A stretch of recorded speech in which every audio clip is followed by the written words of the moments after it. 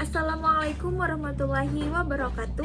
Perkenalkan, nama saya Khairunisa dengan NIM 2023460, mata kuliah komputer, lokal 3B non-reguler. Baik, di sini saya akan menjelaskan apa yang saya ketahui tentang komputer. Agar komputer dapat digunakan untuk mengolah data, maka harus berbentuk sistem komputer.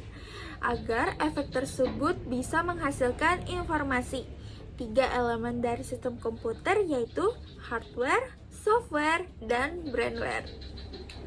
Saya jelaskan dari yang pertama adalah hardware. Hardware adalah perangkat keras atau secara fisik dapat terlihat dan dapat dipegang. Hardware sendiri terbagi menjadi beberapa bagian. Yang pertama, hardware yang berfungsi sebagai alat input. Contohnya keyboard, mouse, mikrofon, dan scanner.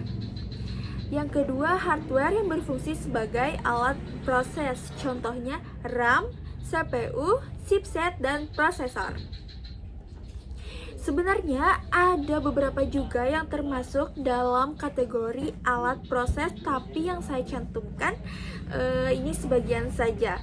Setelah itu, data diproses, ada satu lagi perangkat yang menanganinya, yaitu hardware yang berfungsi sebagai alat output. Contohnya printer, monitor, dan speaker. Dan yang terakhir adalah hardware yang berfungsi sebagai alat input dan output.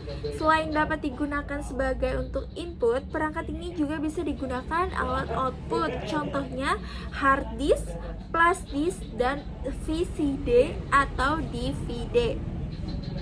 Yang kedua adalah software. Software adalah perangkat lunak yang ada di dalam sistem komputer.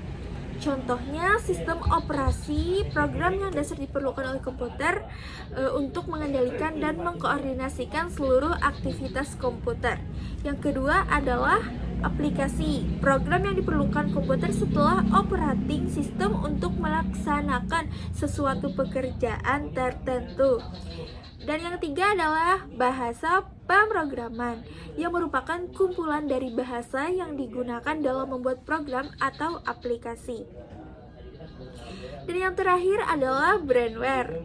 Brainware, apa itu brainware? Yang terlibat dalam penggunaan komputer atau si pengguna.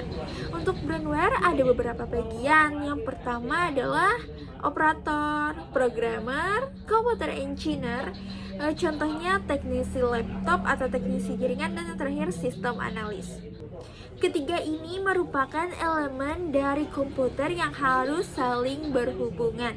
Hardware tanpa software maka tidak akan berfungsi sebagaimana mestinya dan hanya merupakan benda mati saja.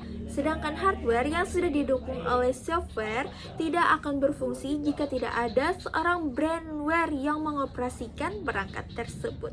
Oke, cukup sekian penjelasan dari saya. Terima kasih. Assalamualaikum warahmatullahi wabarakatuh.